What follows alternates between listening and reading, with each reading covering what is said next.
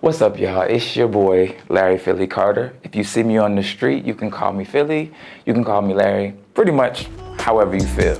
And this is an outpour of my story.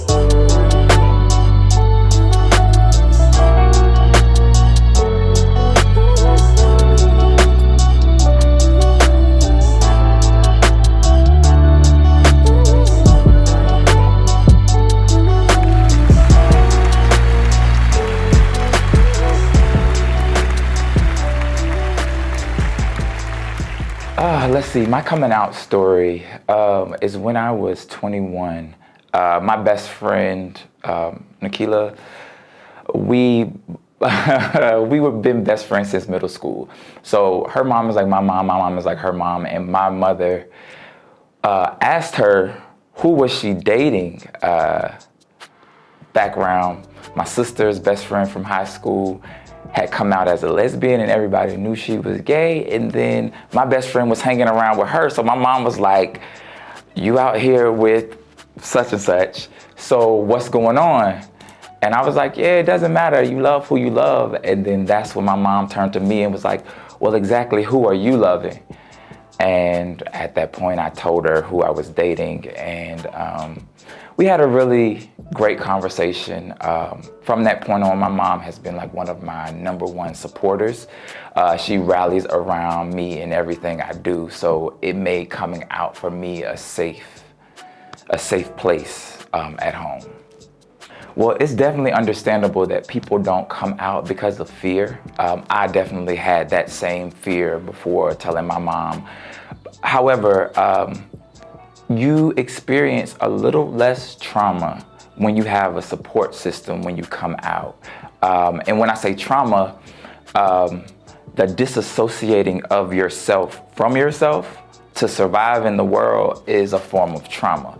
And having to hide who you are constantly and live multiple lives is really a tumultuous experience, and that's what a lot of us go through because our families in fear. I definitely think my coming out experiences shaped who I am now.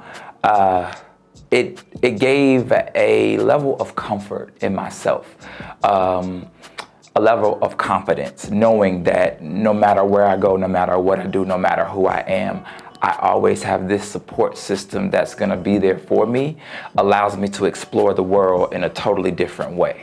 Okay, so how I started singing and with music, it's really funny. So a lot of people don't realize that I'm a very shy person, and I still am. I just learned to cope with the things that I like to do, which being in public is something that is a skill.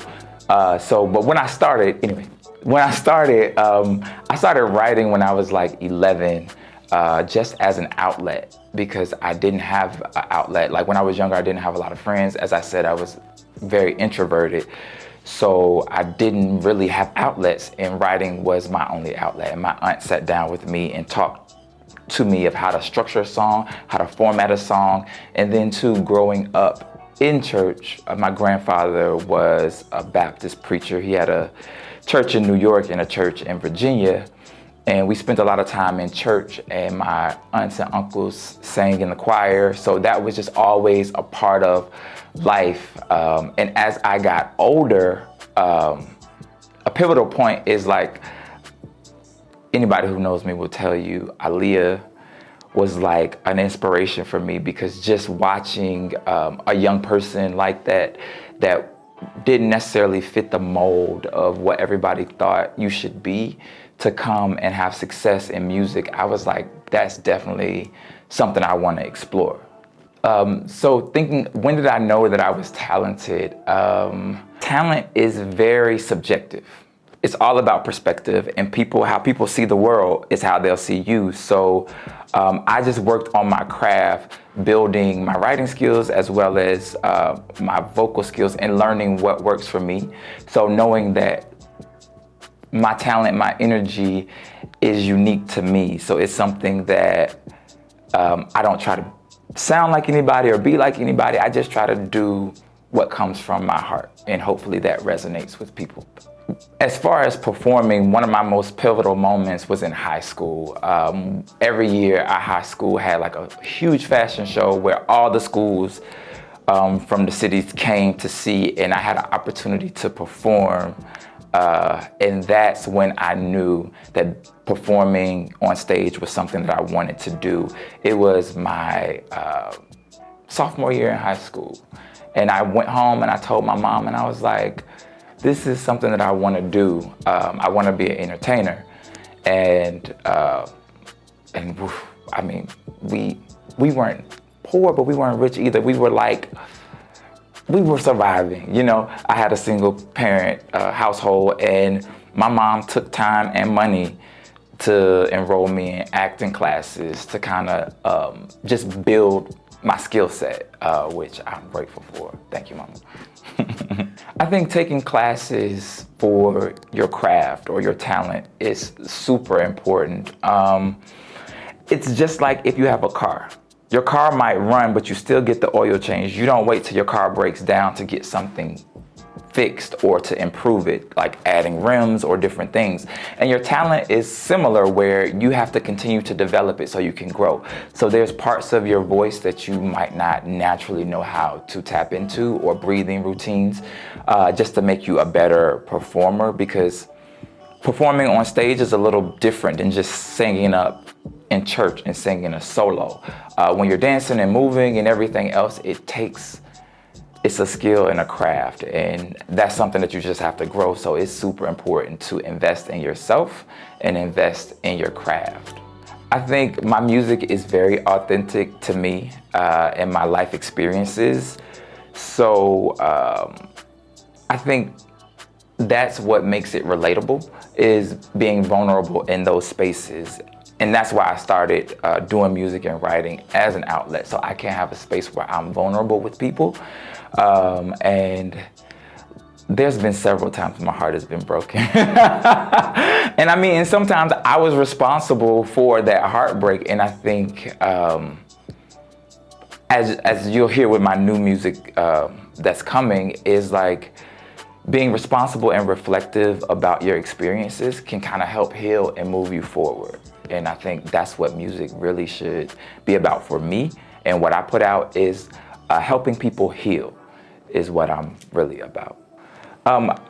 Thinking about how my music and work helps people heal, the song I Love Him, I was really nervous about putting out, because I was just like, what are people gonna say? What are people gonna think? How are people gonna respond?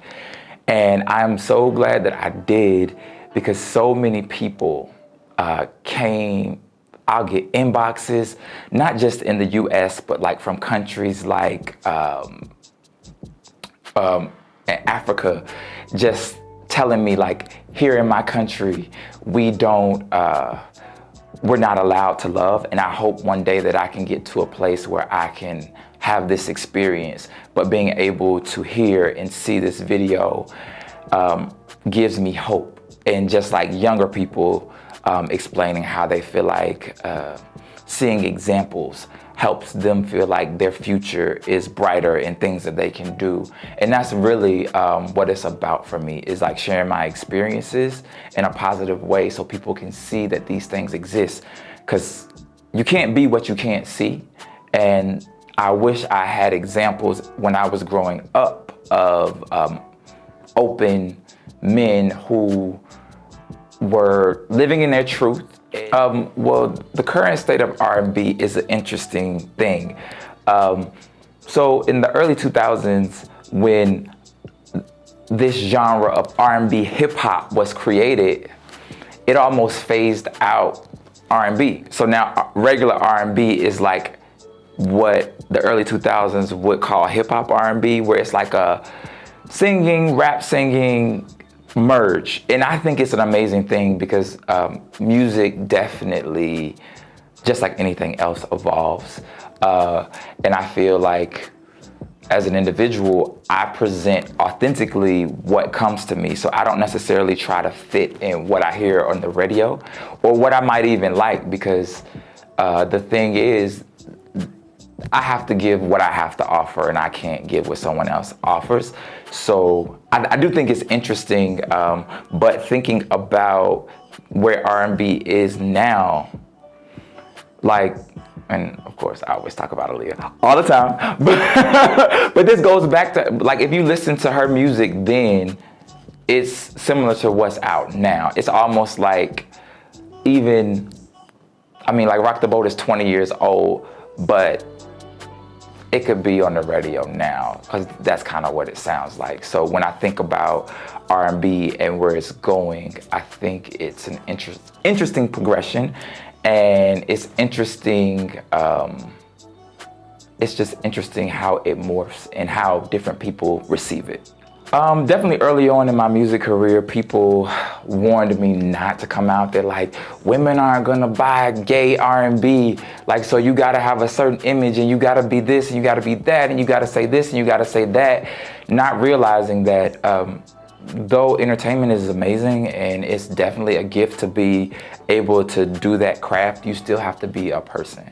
And I feel like those people who came before me who didn't have the opportunity to live in their truth authentically,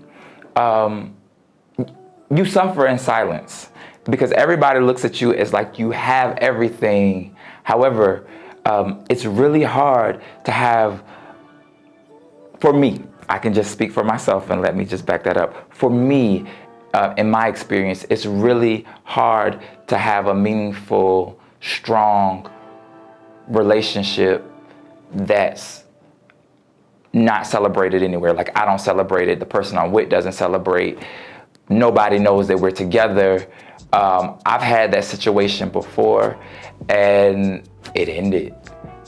It ended because I think finding a partner in life to build an empire, whether it's a family, whether it's whatever, you guys have to be on the same page, and you have to be able to stand there and hold each other up and be there for each other. And if it's like, I'm going here and you can't come because people can't see you, or I'm going here and you can't come because I can't let anybody know or make them think I'm gay. Listen, people are gonna think what they wanna think regardless of what you do. Phylle's future, what's coming next, is December 13th. My EP, Worthy, is coming out. It's 10 songs. It's R&B, classic, like old school infused R&B, but it's really from a healing place of, like, right now, I feel what we need most is healing. As African American, as men, as people in general, white, black, we all need to heal. Our country needs to come together. We're stronger together than we are apart, and that's why I decided to do this project, because a lot of the energy and trauma that's happening right now, I'm currently reading The Law of Attraction. And what happens when you get what you put energy into. So if you put energy into trauma, you get more trauma. If you put energy into healing, you get more healing. And that's kind of really what I want to push. And really, I think the quality of life for everyone will be better if everyone is happy. What's next for me as far as acting? As you might have known, I was in the play Love, Sex, and Marriage. We had a successful run. And then earlier this year in 2020, I was in Before Black Lives Matter. We're gonna bring that back in February of next year. So we'll be starting in Atlanta, and then we'll go on the 10-city tour that we had set up for this year, but COVID, of course, we couldn't. And I'm also working on a couple of projects, still with Signal 23. Look out for the rest of About Him Season 4. And just growing. Also, the video for Love Out Loud will be coming on September 7th, so look out for that. If I could go back in time and tell myself one piece of advice, that would be believe in yourself, because everything you need is in you. So no matter what the world tells you, no matter what people say, believe in yourself. You're giving a vision, because that vision is yours, no matter what someone else sees. sometimes they can't see it until you bring it to reality. So just believe in yourself, because everything you need is in you. I am Larry Phylle Carter. This is my story, and I'm sticking to it. It's not determined by anyone else. It's not taken, nor is it given, more valuable than anything else. Don't forget it, don't release it, don't let anyone take it away. It's your worth, see it loud, see it proud. Don't let anyone take it away. It's your worth.